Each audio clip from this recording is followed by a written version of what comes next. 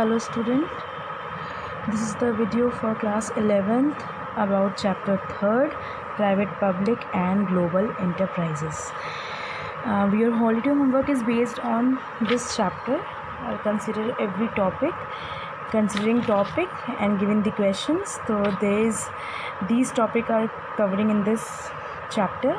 So first start with the first topic, public sector and private sector enterprise concept. Okay, let's discuss first that what is private and public sector enterprise. Private sector enterprise are those who are only controlled, governed, run by the private entrepreneurs. इसका मतलब है जब कोई एक आदमी या एक से ज़्यादा आदमी जो कि गवर्नमेंट से लिंक ना हो, जिनका यानी कि वो प्राइवेट हो, टोटली प्राइवेट हो. प्राइवेट यानी कि ऐसा जो कि खुद अपने आप से अपना बिजनेस चला रहा हो, तो उसे हम कंसिडर करते हैं प्राइवेट सेक्टर एंटरप्राइजेज़ में. अब पब्लिक सेक्टर एंटरप्राइजेज़ क्या होता है?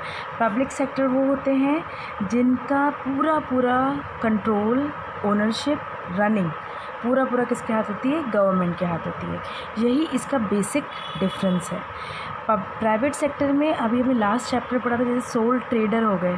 सोल ट्रेडर यानी कि सोल मतलब होता है एक, तो सोल कोई एक इंसान अपना बिजनेस चला रहा हो. जैसे कि अगर हम बात करें, जैसे एक बाल काटने वाला होता है, वो एक ही होता है, अपना सलून चलाता है, अपना पार्लर चलाता है.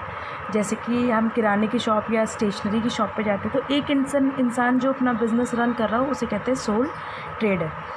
उसके अलावा अगर आप देखें तो पार्टनरशिप भी आपने देखा है. लास्ट चैप्टर में हमने पार्टनरशिप के बारे में मैंने आपको नोट्स दिए थे, जिसमें था कि जब दो या दो से अधिक लोग किसी बिज़नेस को चलाने में सहयोग करते हैं तो उसे कहते हैं पार्टनरशिप. तो ऐसे ही प्राइवेट सेक्टर में बहुत सारे पॉइंट्स आते हैं, हम उसमें अभी बात करेंगे, इसके नेक्स्ट पेज पे वो है. अदरवाइज़ अब जब हम बात करते हैं पब्लिक सेक्टर की, तो पब्लिक सेक्टर यानी कि जो कि गवर्नमेंट के द्वारा चलता हो, ऐसी कोई भी संस्था जो गवर्नमेंट द्वारा चलती हो. जैसे कि हम एक बहुत बड़ा एग्जांपल लेते हैं जो आपके सामने भी है, दैट इज़ रेलवे. रेलवेज़ जो चलाया जाता है वो किसके द्वारा चलाया जाता है? पब्लिक सेक्टर के द्वारा, यानी कि गवर्नमेंट द्वारा. अब हम आते हैं इस चार्ट पे जो कि आपकी बुक में दिया हुआ है. देखिए अब इसमें क्या क्या चीज़ें आती हैं, अगर आप ध्यान से देखें तो प्राइवेट सेक्टर एक इंडियन इकनॉमी को जो है वही मिक्स्ड इकनॉमी है. मिक्स्ड मतलब क्या होता है? जहाँ पर पब्लिक प्राइवेट दोनों तरह से काम किया जाता है, यानी कि कैपिटलिस्ट भी हों, सोशलिस्ट भी हों. तो हम लोग की इकनॉमी क्या है? मिक्स्ड है, यानी कि हम गवर्नमेंट का भी रोल है इसमें और प्राइवेट सेक्टर का भी रोल है. तो प्राइवेट सेक्टर और पब्लिक सेक्टर है यहाँ पर. प्राइवेट सेक्टर में देखिए सोल प्रोप्राइटर जो कि लास्ट चैप्टर में आपने यहाँ से लेकर आपने यहाँ तक पढ़ा हुआ है. जॉइंट स्टॉक भी पढ़ा होगा, ये भी पढ़ा हुआ, मल्टीनेशनल ये भी पढ़ा हुआ है. तो ये सारी चीज़ें आपकी है. मेन टॉपिक यही है, सोल प्रोप्राइटरशिप, पार्टनरशिप फर्म. अब देखिए सोल प्रोप्राइटर में क्या होता है? लोकल रिटेलर्स हो गए जो कि आपके आसपास दिखते हैं, ब्यूटी पार्लर हो गया, टेलरिंग शॉप होगी, इनकी खुद की बिजनेस होते हैं. पार्टनर्स फर्म हो गया, यानी पार्टनरशिप फर्म में सीए 2-3 सीए मिल के खोल रहे हो. ये लॉ यानी कि जो एडवोकेट्स होते हैं उन्होंने अपना ऑफिस खोल लिया. और रेस्टोरेंट वाले होते हैं, जॉइंट पार्टनरशिप करते हैं मेनली, जिससे कि इनका रिस्क जो होता है वो और लोगों में बढ़ जाता है. मगर सोल प्रोप्राइटर में क्या होता है? एक इंसान रिस्क बेयर करता है. जॉइंट हिंदू फैमिली बिजनेस, ये ऐसे बिजनेस होते हैं जो कि एंसेस्ट्रल प्रॉपर्टी, यानी कि जैसे मान लो किसी के फादर ने स्टार्ट किया एक बर्तन की शॉप, तो उसके बच्चे यानी कि जितने ज़्यादा वो जनरेशन वाइज आगे बढ़ेगा वो सारी जनरेशन एक ही बिज़नेस को डील करेगा. दैट इज़ जो उनके एंसेस्ट्रल ने स्टार्ट किया है. कोऑपरेटिव सोसाइटी ये तो मेनली जिसके लिए होता है, ये अपने खुद के मेंबर्स बनाता है, जिससे कि मेंबर्स को ये प्रॉफिट तो नहीं पर मेंबर्स को आर्थिक इकोनॉमिक हेल्प प्रोवाइड कर सके. फिर joint stock company, mainly companies होती हैं. कंपनी यानी कि जो अपने बड़ी कंपनीज़ लार्ज स्केल में देखी हुई हैं, उन कंपनीज़ की बात हो रही है जो कि आर्टिफिशियल पर्सन होते हैं, जिनकी अपने एग्जिस्टेंस जो होता है परपेचुअल होता है और सेपरेट अपनी लीगल एंटिटी होती है, जो हमने लास्ट चैप्टर में डिस्कस किया है नोट्स के थ्रू. मल्टीनेशनल कॉर्पोरेशन वो होती है जो कि बहुत वाइड जिनका रेट होता है, बहुत वाइड होता है. यानी कि जैसे कोई कंपनी है जिसने अपने ब्रांच, एक हेड ऑफिस कहीं है और ब्रांचेस को उसने पूरे ऑल ओवर वर्ल्ड में स्प्रेड कर रखा, दैट इज़ MNCs. फिर आते हैं पब्लिक सेक्टर. पब्लिक सेक्टर को इन्होंने 3 भाग में डिवाइड किया है: departmental undertaking, public corporation, government companies. अब डिपार्टमेंटल अंडरटेकिंग में जैसे हमने बात की थी रेलवेज़, यानी कि रेलवे ने एक डिपार्टमेंट, गवर्नमेंट ने एक डिपार्टमेंट बना दिया रेलवे का, तो रेलवे उस पर डील करता है. टेलीफोन यानी कि जो आपके टेलीफोन का है, जैसे रिलायंस हो गया, पर रिलायंस इज़ अ प्राइवेट. अब BSNL का एग्जांपल ले सकते हैं. BSNL is a perfect example for public sector. Then आते हैं post and telegraph and defence भी आप जानते हैं। देन पब्लिक कॉर्पोरेशन, LICs यानी कि जो हम LIC लाइफ इंश्योरेंस कॉर्पोरेशन होते हैं, IDBI industrial development bank of India, RBI के बारे में आप जानते हैं, उनके बारे में कुछ बताने की ज़रूरत नहीं। RBI is the reserve bank of India. और एयर इंडिया यानी कि जो हम फ़्लाइट से जो गवर्नमेंट की फ़्लाइट है, यानी कि वैसे तो आपके पास इंडिगो है, स्पाइस जेट है, ये सब क्या प्राइवेट है, मगर एयर इंडिया ऐसी है जो कि प्राइवेट सेक्टर में ही जिन्होंने गवर्नमेंट ने अपने आप को इस्टेब्लिश किया है कि हमारी भी एक फ़्लाइट या हमारा ये अंडरटेकिंग रहेगा। गवर्नमेंट कंपनी में देखिए गेल हो गया, सेल हो गया, ये स्टील अथॉरिटी ऑफ इंडिया है। देन BHEL हो गया, ये आपका भारत हैवी इलेक्ट्रिकल लिमिटेड है। तो ये सब चीज़ें जो आती हैं ये आपकी गवर्नमेंट कंपनीज़ में। फिर आते हैं, अब आते हैं फॉर्म्स। ये सेकंड टॉपिक है आपका, forms type of public sector enterprise, जिसमें departmental undertaking, public corporation, statutory corporation, government company है। आपका क्वेश्चन जो फर्स्ट टॉपिक था वो था पब्लिक और प्राइवेट सेक्टर को लेके, तो पब्लिक और प्राइवेट सेक्टर को लेके मैंने आपको समझा दिया है कि आपको कैसे उसमें राइट डाउन करना है। देन फॉर्म, सेकंड क्वेश्चन था form and types of public sector enterprise. तो ये हैं इनके टाइप्स। अब इनके एक्सप्लेनेशन जो हमने डिवाइड किए हैं टॉपिक वाइज। डिपार्टमेंटल अंडरटेकिंग ये सबसे ओल्डेस्ट फॉर्म है।